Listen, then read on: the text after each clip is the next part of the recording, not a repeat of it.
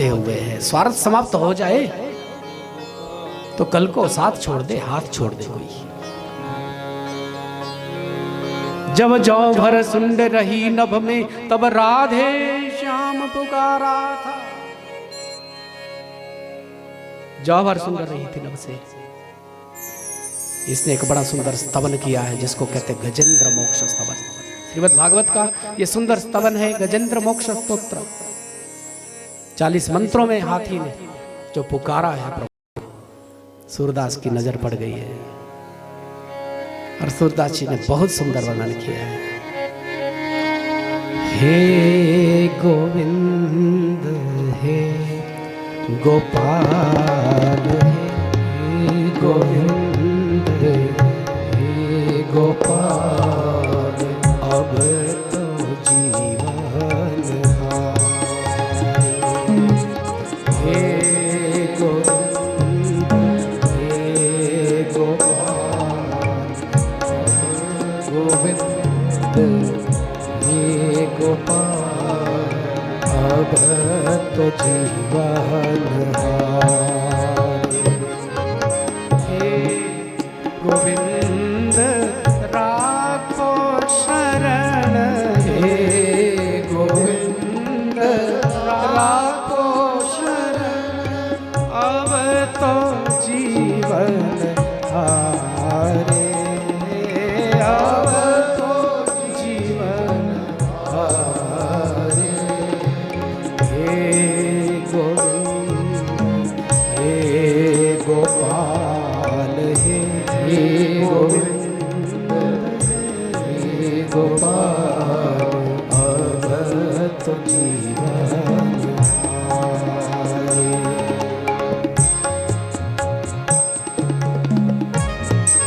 सुंदर विनय, ये केवल हाथी की परिस्थिति नहीं है, ये हम सब जीवों की परिस्थिति है। इसी तरह काल रूपी ग्रह हमें ग्रस रहा है। नीर पीवन हे तू गयो, नीर पीवन हे तू गयो, सिंधु के किनारे, सिंधु के किनारे, सिंधु बीच बसत ग्राह, सिंधु बीच बसत ग्राह, चरण धर पछारे। हे गोविंद हे गोपाल हे गोविंद हे गोपाल, अब तो जीवन अब तो जीवन और चार प्रहर युद्ध भयो, चार प्रहर युद्ध भयो, ले गयो मझधारे, ले गयो मझधारे, नाक कान डूबन लागे, नाक कान डूबन लागे, कृष्ण को पुकारे। हे गोविंद हे गोपाल हे गोविंद हे गोपाल, अब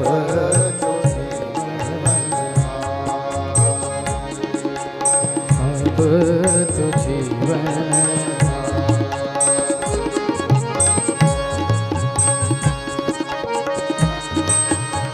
पहुंच गई थी पुकार द्वारिका में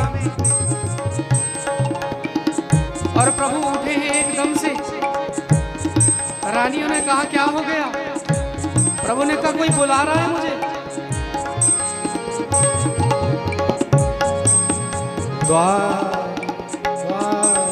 द्वारिका में शब्द गयो, द्वारिका में शब्द गयो, शोर भयो भारी, शोर भयो भारी,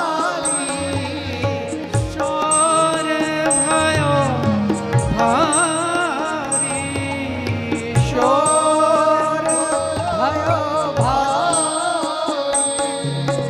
शंख चक्र गदा पद्म, शंख चक्र गदा पद्म, गरुड़ ले पधारे, हे गोविंद हे गोपाल, हे गोविंद हे गोपाल, अब तो जीवन अब तो जीवन।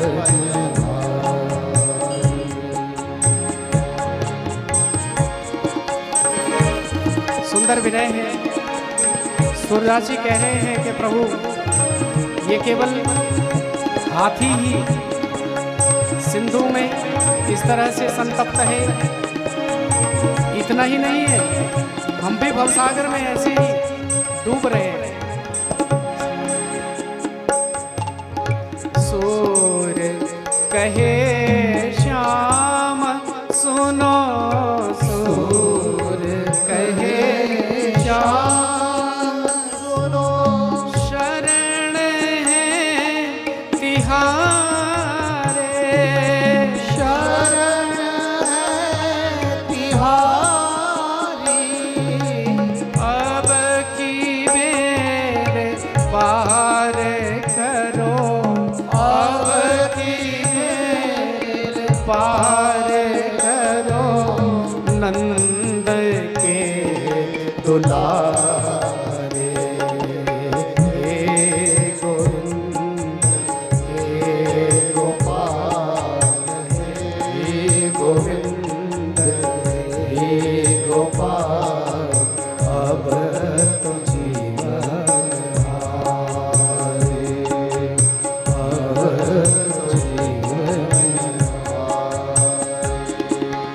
अब तो जीवन हारे, अब तो जीवन हारे।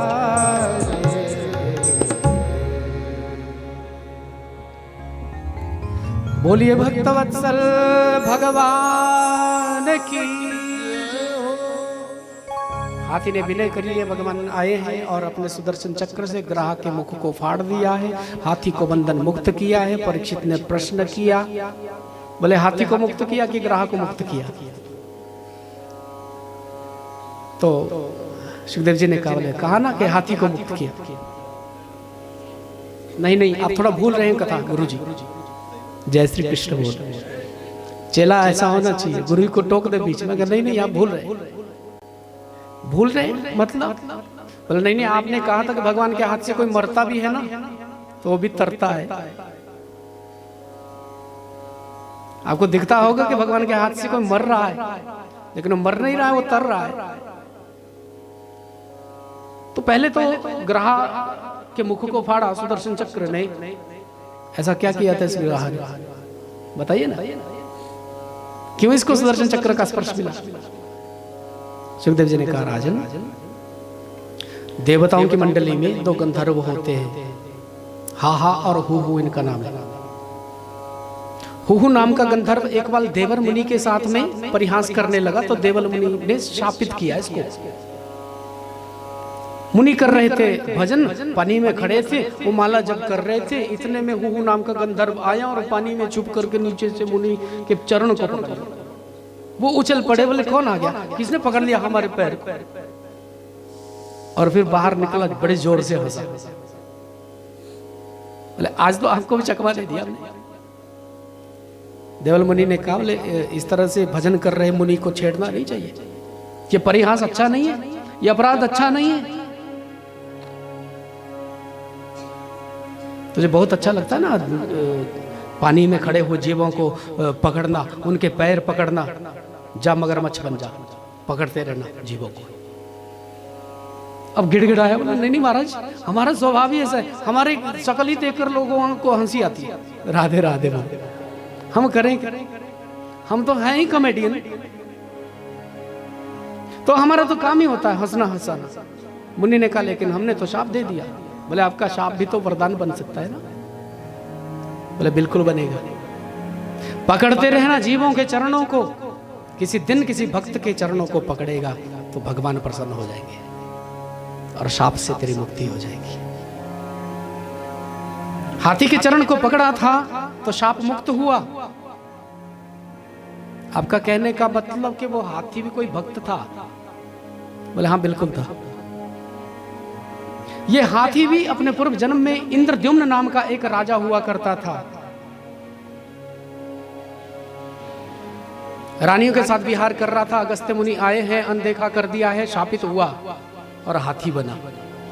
मुनि से विनय करी तो मुनि ने वरदान दिया कि एक बार हाथी हाथी बने हुए भी तू भगवान का स्तवन कर लेगा, और वो स्तवन ऐसा होगा कि दुनिया के दुखी लोग भी अगर उस स्तवन को करेंगे ना अपने जीवन में तो उसके दुख दूर हो जाएंगे, संकट मिट जाएंगे।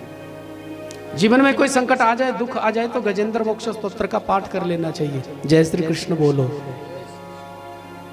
केवल हाथी का उद्धार करने वाला नहीं, हम सबका उद्धार करने वाला है गजेंद्र मोक्ष स्तोत्र। इसलिए इसका आश्रय जीवन में लिया जा सकता है।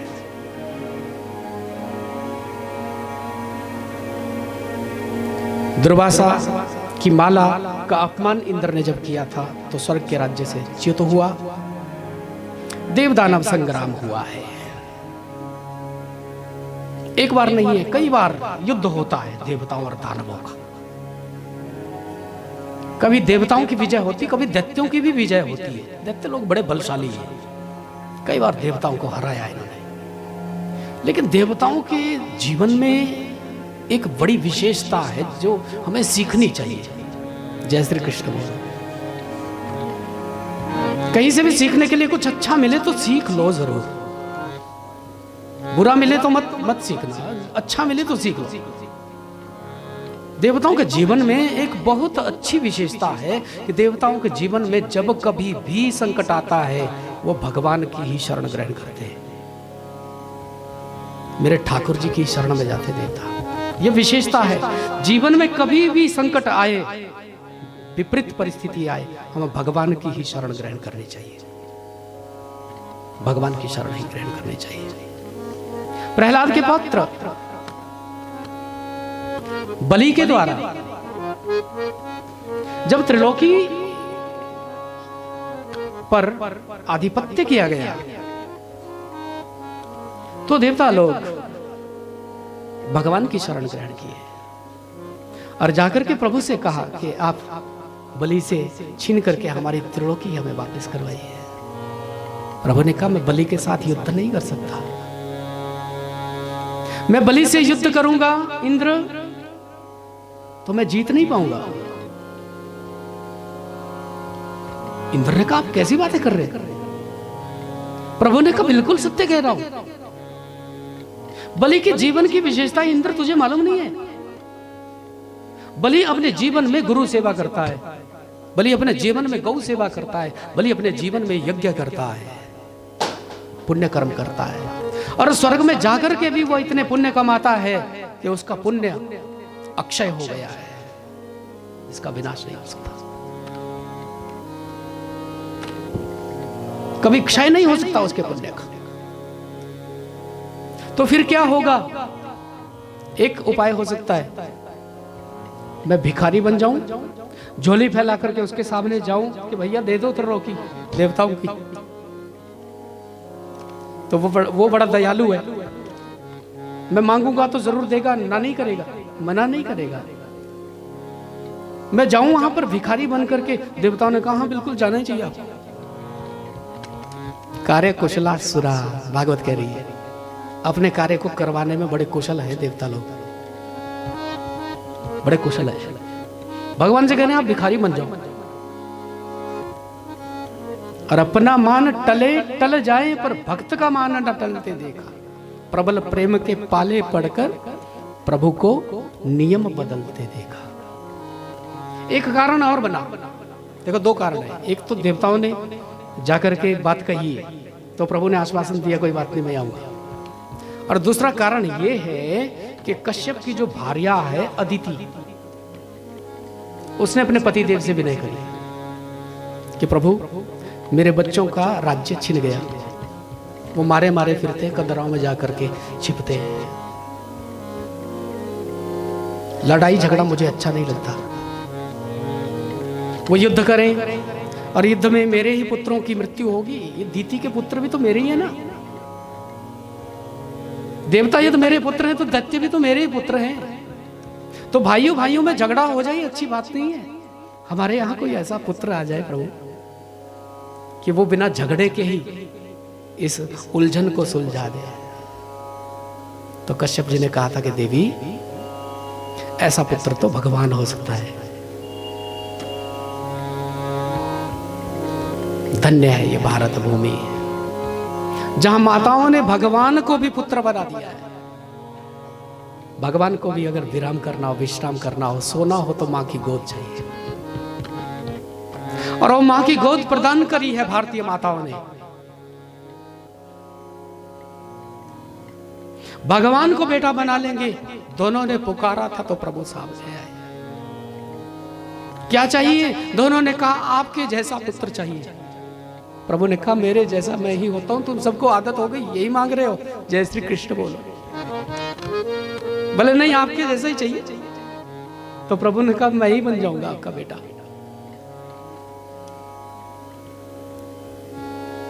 और सुंदर पयव्रत धारण किया था जीवन में माता ने। फाल्गुने अस्यामले पक्षे द्वादशाहम पयव्रतः अर्चये अरविंदाक्षम भक्त्या परमयान्विता। फाल्गुन के अस्यामल पक्ष में प्रतिपदा से लेकर के द्वादशी तक एक व्रत होता है जिसको कहते हैं पयव्रत। माताएं 12 दिन तक केवल एक समय दूध का पान करें, भगवान की याद में रहे 8 प्रहर, और नित्य प्रति ब्रह्म मुहूर्त में जाग करके यज्ञ भगवान का पूजन करें, भगवान को प्रसन्न करे। तो भगवान के जैसा पुत्र इनके यहां आता है। प्रेम से कहिए जय श्री कृष्ण। माता अदिति ने इसी तरह से पयव्रत को अपने जीवन में आचरित किया। और यज्ञेश यज्ञ पुरुषाचित तीर्थपाद तीर्थस्रव श्रवण मंगल नामधेय आपन्न लोक वृजिनो पशमोद यद्य सन्नह कृति भगवन नसीदन दीननाथ। समय आया है, भाद्रपद मास आया था, और भाद्रपद मास में शुक्ल पक्ष की द्वादशी तिथि को मध्याह्न के समय में स्वयं भगवान अदिति और कश्यप के यहां प्रकट होकर के आ गए। बोलिए श्री वामन भगवान की, श्री वामन भगवान की जय। तम वटुम वामनम दृष्ट्वा मोदमाना महर्षया कर्माणि कारयामासु पुरस्कृत्य प्रजापतिं पुरस्कृत्य प्रजापतिं। जय जयकार हो गई है और छोटा सा रूप लेकर के प्रभु प्रकट होकर के आए। ब्रह्मा जी ने कमंडलू दिया था प्रभु को, मां अदिति ने लंगोटी पहनाई है, कश्यप जी ने मेखला दी है, सरस्वती ने माला दी, आकाश ने छत्र प्रदान किया है, भूदेवी ने पादुका दी, कुबेर ने भिक्षा पात्र दिया है, अन्नपूर्णा माता पार्वती ने भिक्षा दी है, बृहस्पति ने यज्ञ पवित्र करवा दिया। और जब यज्ञ पवित्र डाला फिर कहा कि दक्षिणा लाओ। अब जो झोली में मिली थी ना भिक्षा, वही गुरु जी की झोली में डालने लगे। गुरु जी ने कहा ना ना ना, ऐसी भिक्षा नहीं चाहिए, ऐसी नहीं चाहिए, फिर कैसी चाहिए आपको? गुरु जी ने कहा बलि के पास जाओ और त्रिलोकी मांग करके लाओ, वो हमारे लिए सच्ची भिक्षा होगी, दक्षिणा होगी। अब गुरु की आज्ञा को मान करके वो जा रहे हैं। बलि के यज्ञ मंडप में पहुंचे, बड़ा सुंदर वर्णन, बड़ा सुंदर वर्णन है। और बलि के यज्ञ मंडप में जाकर के 3 पग पृथ्वी का संकल्प जब इन्होंने बलि से करवाना चाहा तो शुक्राचार्य ने टांगा अड़ा दी थी बीच में। जय श्री कृष्ण बोलो। बलि से कहा शुक्राचार्य ने कि ये छलिया विष्णु है, कोई दूसरा नहीं है, तू पहचान नहीं रहा है, और सब कुछ लूट करके ले जाएगा। बलि ने कहा यही तो मैं चाहता हूं कि मेरा सब कुछ लूट करके ले जाए।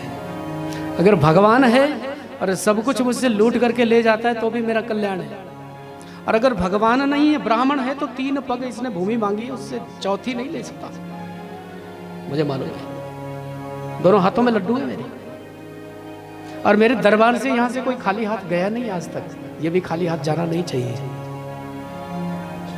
जब संकल्प करवाने की बारी आई थी, कहते हैं कमंडलों की नली में छिप करके शुक्राचार्य बैठ गए थे। भगवान ने अपने आसन से तीखा एक तिनका निकाला था कुशा का, और कमंडलों की नली में छेद कर दिया। महाराज जी की आंख ही पधार गई। जय श्री कृष्ण।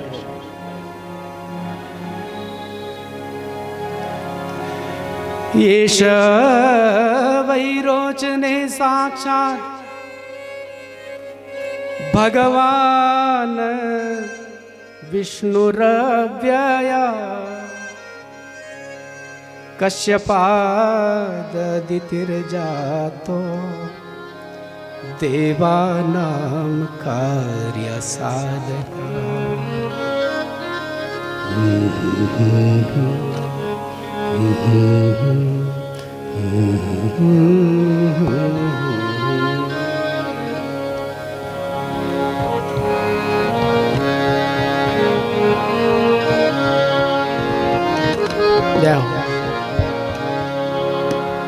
जैसे संकल्प हुआ था, ब्राह्मण रूपाय वामनाय माम त्रिप्रदानि पृथ्वी माम संप्रददे। ब्राह्मण रूप और वामन, तुझे 3 पग भूमि दान करने का मैं संकल्प करता हूं। जैसे संकल्प हुआ है वो वामन ही विराट हो गए हैं। बोलिए विराट भगवान की जय। नजर नहीं पहुंच रही है बलि की, आकाश तक वो अनंत आकाश तक फैला हुआ शरीर। और उसी समय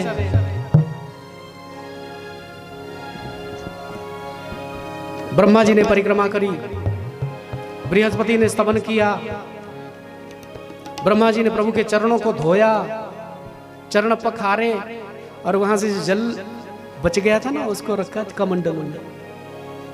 चरण धोकर के जल रखा कमंडलों में। ये गंगा मैया है। जय श्री कृष्ण बोलो। एक पग में ही त्रिलोकी को माप गए थे। दूसरा पग ब्रह्मांड के सिर पर रखा, ब्रह्मांड का सिर फूट गया। तीसरा पग कहाँ रखो बलि? तो उन्हें 3 पग भूमि कर दान करने का संकल्प लिया है। जो संकल्प कर लेने के बाद संकल्प को पूरा नहीं करता है, उसको नरक में भी जगह नहीं मिलती है। बलि ने कहा कि प्रभु आप इतने उतावले क्यों हो रहे? आपने इतनी करुणा करी है, थोड़ी और भी तो करुणा करिए ना मुझ पर। प्रभु ने कहा क्या कहना चाहते हो?